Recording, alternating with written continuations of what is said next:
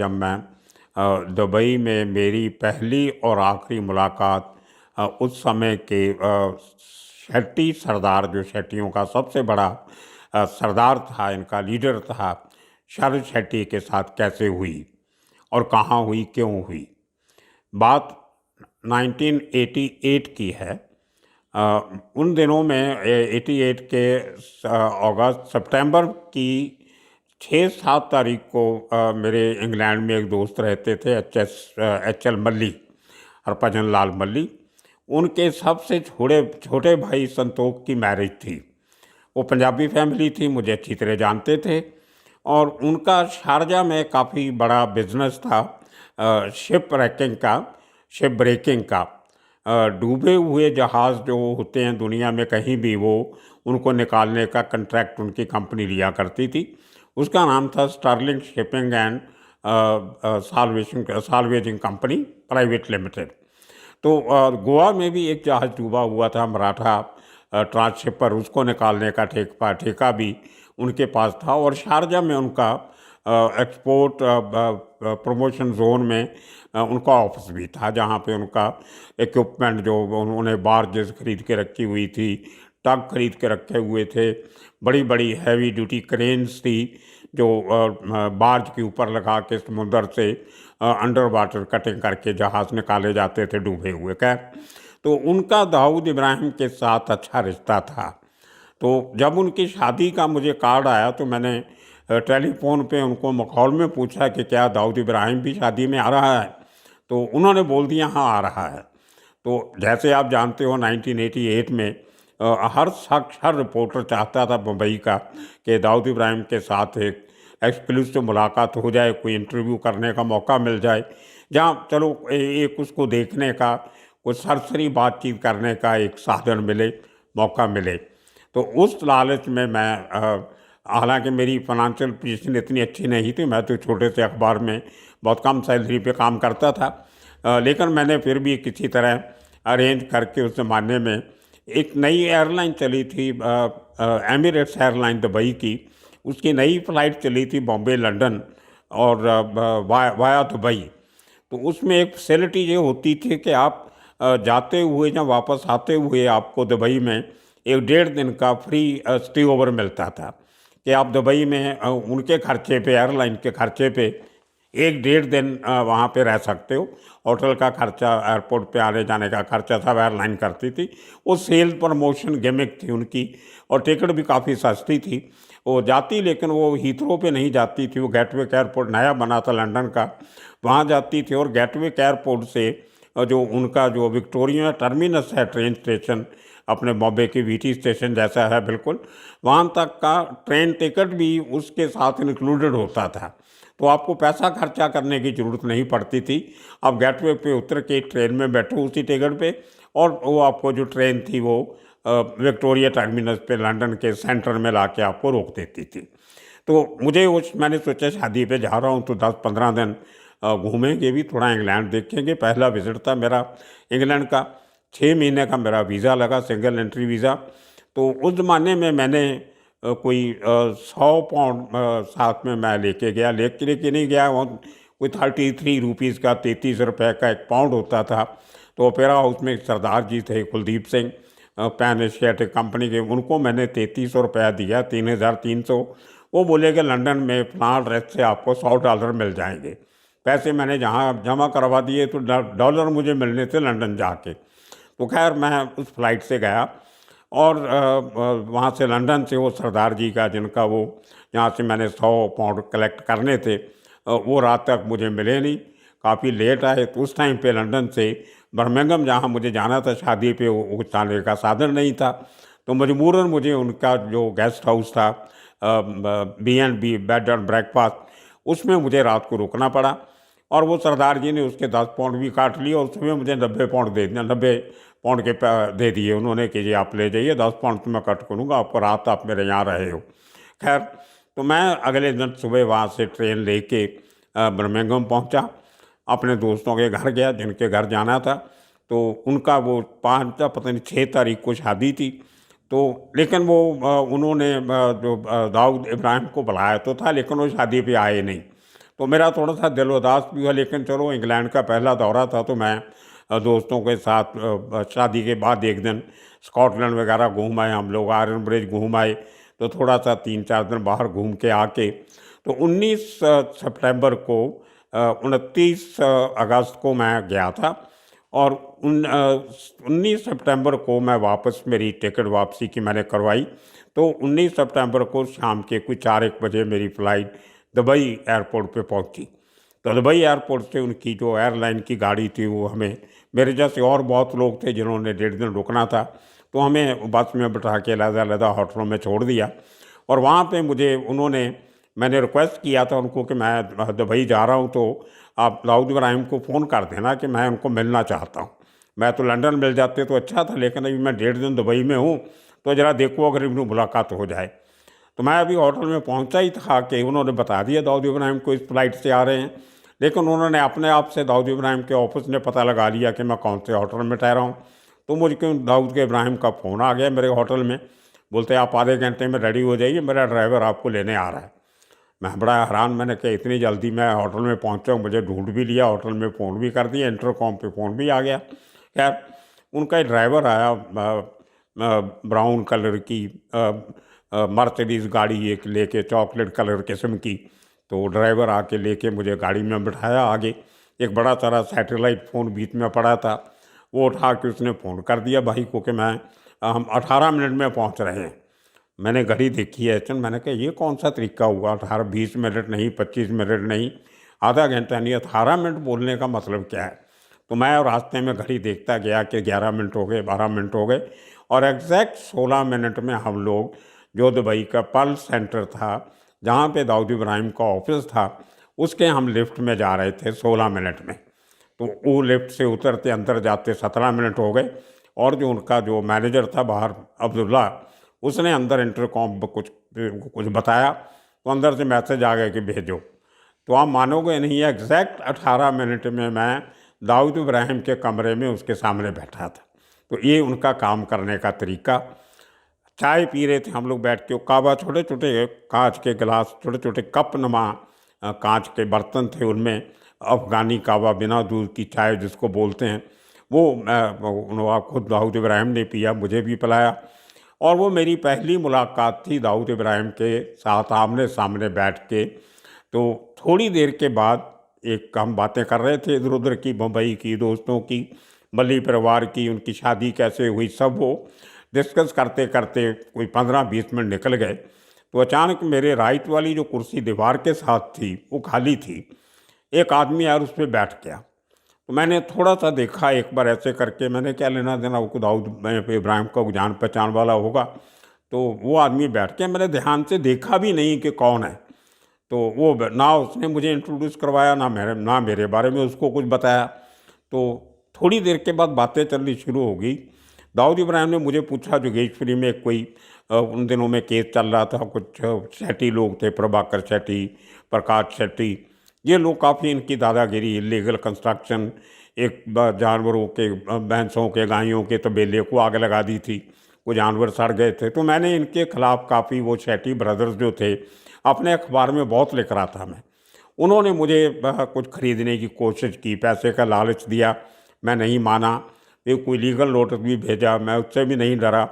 फिर मुझे जान से मारने की धमकी दी, मैंने फिर भी परवाह नहीं किया, और उनके खिलाफ जो मैं जितनी रिपोर्टिंग कर सकता था किया। पुलिस का प्रेशर बढ़ा और उनके काफ़ी नुकसान हो रहा था, काम धंधे रोक गए थे। तो कहीं ना कहीं उन लोगों ने शरद शेट्टी को अप्रोच किया होगा।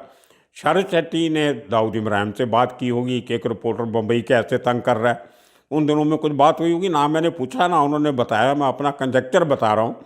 तो दाऊद इब्राहिम ने सोचा, मैं दुबई गया उनके ऑफिस में, तो शरद शेट्टी को बुला लिया होगा, मुझे बाद में पता चला। तो वो उसके बारे में दाऊद इब्राहिम ने मुझे पूछना शुरू कर दिया कि वो जोगेश्वरी की क्या प्रॉब्लम है। तो मैंने सब बताया कि ऐसे ऐसे ये प्रॉब्लम है उनकी, और वो आदमी बड़े गिरे हुए इंसान हैं। चलो आपकी किसी बंदे से दुश्मनी है, आपने ज़मीन काबू करनी है, बिल्डिंग बनानी है, आदमी से कोई दुश्मनी है, उससे बदला लो। वो जो बेचारे बेसम जो जानवर हैं, जो बोल नहीं सकते, बयान नहीं कर सकते, उनके तबेले में आग लगाने की क्या ज़रूरत थी। तो इस किस्म की बातें होती रही। मैंने सब बताया कि मुझे ऐसे धमकी दिया, पहले मुझे पैसे की ऑफ़र दी, फिर डराया धमकाया, मेरे एडिटर को प्रेशराइज़ करने की कोशिश की गई, मेरे दोस्तों को अप्रोच करके मुझे कहलाने की कोशिश की गई। लेकिन मैंने सच्चाई का साथ दिया और मैंने अपनी रिपोर्टिंग की। मेरा इनसे कोई लेना देना नहीं है, मैं किसी को जानता नहीं हूँ इन शेट्टियों को, ना मैं कभी किसी को मिला हूँ। तो ये कोई 15 एक मिनट 20 मिनट लग गए मुझे ये सब एक्सप्लेन करते करते कि वो पुराना किस्सा क्या था। उसके बाद अचानक दाऊद इब्राहिम ने मुझे बोला, ये शख्स जो आपके साथ बैठा है इसको जानते हो? तो मैंने पहली बार उसकी तरफ मुंह करके देखा। एक हट्टा कट्टा आदमी, घुंघराले बाल, बड़े बड़े और बड़ा डेंजरस सा चेहरा लगे। बैठा ही उसकी हाइट काफ़ी लगती थी, खड़ा होता तो कितनी उसकी लंबाई होती मैं सोच सकता हूँ। तो काफ़ी रुआबदार किस्म की पर्सनैलिटी का आदमी। तो मुझे दाऊद इब्राहिम ने बताया कि ये शरद शेट्टी है, और उसको बताया कि ये बलजीत परमार हैं, बॉम्बे से आए हुए हैं, जो पत्रकार हैं जिनकी तुम बात कर रहे थे। तो अब तुमने सुन लिया सब, असली कहानी क्या है? दाऊद इब्राहिम ने शरद शेट्टी को पूछा कि जो बात बलजीत परमार ने बताई है तुम उसके साथ सहमत हो, या इसके अलावा कुछ और कहना चाहते हो तुम? बोलते नहीं, बातें तो उन्होंने सब सही कही हैं। तो दाऊद इब्राहिम ने फिर कंफर्म किया, आपसे कोई बलजीत परमार ने पैसा लिया, आपसे कोई इन्होंने और कोई हेल्प मांगी, कोई आपसे कोई मदद मांगी? बोलता नहीं, ऐसी कुछ बात नहीं, बल्कि हमने ऑफ़र किया था, लिया नहीं। तो दाऊद ने बोला, भैया ठीक है, मैं इस काम में कोई दखल नहीं दे सकता, रिपोर्टिंग करना बलजीत परमार का काम है, ये तुम्हारे ऐसे पंगे करना तुम्हारा काम है, तुम पंगे करते रहो, ये अपनी रिपोर्ट करते रहेंगे, मैं दखल नहीं देता। तो बेचारा खड़ा हुआ, मेरे से हाथ मिलाया उसने और चला गया बिना बोले। बाद में मुझे दाऊद इब्राहिम ने बताया कि ये आदमी आपकी शिकायत लेके मेरे पास आया था कि बलजीत परमार के अखबार में लिखने की वजह से हमारे काम धंधे में बहुत नुकसान हो रहा है। तो मुझे मालूम था, बली साहब ने बताया था इंग्लैंड से फ़ोन करके कि आप आ रहे हो दुबई। तो मैंने इसको बता दिया था कि पर ऐसा मौका मेल हुआ है कि बलजीत परमार मुंबई आ रहा है, तो तू आ जा, तेरे सामने बैठ के बात कर लेंगे। लेकिन मुझे दाऊद इब्राहिम ने कहा, आप जो करते हो करो, मेरा कोई लेना देना नहीं है। मैं तो उसने बोला था मुझे, तो आप आ रहे थे इसलिए मैंने उसको बुला लिया, मेरा बीच में कोई मतलब नहीं है, आप अपना काम कीजिए, वो अपना काम करेगा। तो ये मेरी पहली और आखिरी मुलाकात वो शरद शेट्टी से दाऊद इब्राहिम के ऑफिस में 19 सितंबर 1988 को हुई, जब जिस दिन मैं एक रात के लिए एयरलाइन की तरफ से दुबई में रुका था। किसी का कोई मेरे ऊपर एहसान नहीं था, ना मैंने किसी से टिकट ली थी, अपने खर्चे से गया था, अपने खर्चे पे आया। ये वही शरद शेट्टी है जो दुबई में बहुत बड़ा बिजनेसमैन बन गया था। मुंबई से जाके 2 5 स्टार होटल उसने खोल लिए थे और रिजॉर्ट खोले हुए थे। रामी ग्रुप का वो मालिक था। बॉम्बे में भी उसका रामी ग्रुप के जितने होटल थे उनमें उसका इंटरेस्ट था। और उसने ही छोटा राजन पे 2000 में जो अटैक हुआ डी कंपनी की तरफ से, उसका जो पता था वो शरद शेट्टी ने ही विनोद शेट्टी को लेके डी कंपनी को दिया था। और छोटा राजन को, जैसे मैंने कल के वीडियो में आपको बताया, छोटा राजन को ये मालूम था कि ये अटैक जो है ये शरद शेट्टी ने करवाया है। विनोद शेट्टी को उसने मुंबई में अपने ऊपर अटैक होने के 1.5 महीने के बाद मरवा दिया। अब उसका टारगेट शरद शेट्टी था। उसके लिए छोटा राजन ने 2 डेंजरस किलर, जिनको पहले कोई नहीं जानता था, करण सिंह और एक और कोटियन, वो तैयार किए, जिनका पहले कोई कहीं पुलिस में रिकॉर्ड नहीं था। उनको लेबरर के तरफ से बता के उनके पासपोर्ट बना के दुबई भेजा गया। और वहाँ से, क्योंकि जो आप जब आपको टूरिस्ट वीज़ा पे जाते हो, एम्प्लॉयमेंट वीज़ा नहीं होता, तो जल्दी वापस आना पड़ता है। उनको वहाँ पे स्टे करवानी थी छोटा राजन ने कि दुबई में रहें और इसका काम करें। उनको हथियार मुहैया करवाने थे, उसकी लंबी स्टे चाहिए थी। तो एक दिन उनको सोची समझी चाल के तहत दोनों को दारू पिला दी एक जगह पे कहीं पे। और दुबई में दारू पी के पब्लिक में घूमना बहुत क्राइम है। वो दारू पीते उनको अरेस्ट किया गया, उनके ऊपर केस किया गया। 2-4 दिन के बाद उनकी बेल हो गई, लेकिन कोर्ट में जाना पड़ता था, बाद में सज़ा होनी थी। वो जो बेल हो गई, तो उनको जब तक केस का फैसला नहीं होता तो 2 शख्सों को दुबई में रहना था। और उसके टाइम पे उनको एक आदमी और दिया गया, राम सिंह बान, एक और कुमार राम दिया गया साथ में। एक आदमी ने इनको गाड़ी सप्लाई की, जो राम सिंह गाड़ी चलाता था, जिसमें बैठ के ये शरद शेट्टी की रैकी करते थे दोनों किलर। और जो दूसरा था उसने इनका दुबई में जो टेम्परेरी वीज़ा के लिए जो इनको अप्लाई किया था वो उसने बनवा के दिया था उसके नाम पे, जो दोनों गए थे कि मैं गारंटी लेता हूँ ये टाइम से वापस जाएंगे। तो ये दो आदमी लोकल वहाँ के रहने वाले, दो आदमी बम्बई से गए हुए किलर, कंट्रैक्ट किलर, इन्होंने शरद शेट्टी की रैकी की। और शरद शेट्टी रोज़ वहाँ पे इंडिया क्लब में जाया करता था बिलियर्ड्स खेलने के लिए, उसका अपना सर्कल था अमीर लोगों का। तो इन्होंने रोज़ देखा कि कितने बजे आता है कितने बजे जाता है। तो करते करते 2003 की 20 जनवरी को इन्होंने टारगेट किया। अटैक के एक दिन पहले छोटा राजन ने जो 2 सोफिस्टिकेटेड वेपन जो दुबई में भेजी हुई थी बाहर से, अपने किसी सोर्स के पास रखी हुई थी, वो वेपन उनको एक दिन पहले दी गई कि कल आपने काम करना है तो इनको देख लो, सब चेक करके ऑयल वायल लगा के सब ठीक कर लो, साफ कर लो इनको, तो बराबर काम भी नहीं करती हैं। तो वो सब एक दिन पहले वेपन दी गई। उसके बाद 20 जनवरी 2003 को इंडिया क्लब में जब गाड़ी से, मर्सिडीज गाड़ी से शरद शेट्टी उतरा तो एक गोली करण सिंह ने पहले इसको मारी, इसकी पीठ पे लगी। तो जब उसने गोली लग के पीछे मुड़ने की कोशिश की कि जो गोली कहाँ से आई, तो दोनों लोगों ने उसके ऊपर वो जो मैगज़ीन था रिवॉल्वर में, वो दोनों ने मिला के 20 गोलियां उसके सिर में मार के उसको वहीं पे मारा और वहाँ से फरार हो गए। उसके बाद में वो पकड़े भी गए। पकड़ने के बाद उनके ऊपर केस भी चला और चारों लोगों को दिसंबर 2003 में उम्र कैद की सज़ा हुई, फांसी की सज़ा हुई। और उनके वकील ने वहाँ पे प्ली लिया कोर्ट में कि ये चार जो हैं ये किलर नहीं है, ये क्रिमिनल नहीं हैं, ये तो शरीफ आदमी है बेचारे, इनके फैमिली को हिंदुस्तान में किडनैप करके रखा गया है और उनको बोला गया कि अगर आपने ये शरद शेट्टी को नहीं मारा तो हम आपकी फैमिली को हिंदुस्तान में मार देंगे, पूरा खानदान ख़त्म कर देंगे। इस किस्म का प्ली लिया गया था कोर्ट में, लेकिन वो कोर्ट ने माना नहीं। अल्टीमेटली उन चारों को फांसी की सज़ा हुई।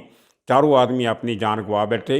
लेकिन छोटा राजन ने अपना जो अपने ऊपर बैंकॉक में 15 सितंबर 2000 में जो अटैक हुआ था उसका बदला लेने की जो कसम खाई थी, वो उसने अपना बदला पूरा किया। मैंने कल भी कहा था अगर छोटा राजन को गुरु साटम या रवि पुजारी पे शक होता तो उनको 10 साल जिंदा नहीं छोड़ता था। छोटा राजन को पक्का पता था कि ये काम शरद शेट्टी ने करवाया और विनोद शेट्टी ने किया। वो दोनों को मार के उसने अपने ऊपर हुए अटैक का बदला लिया। ये आज की कहानी शरद शेट्टी की। कल आने वाले कल में एक नया किस्सा, नई कहानी लेके फिर हाजिर होऊंगा। तब तक के लिए आप सबका शुक्रिया, धन्यवाद।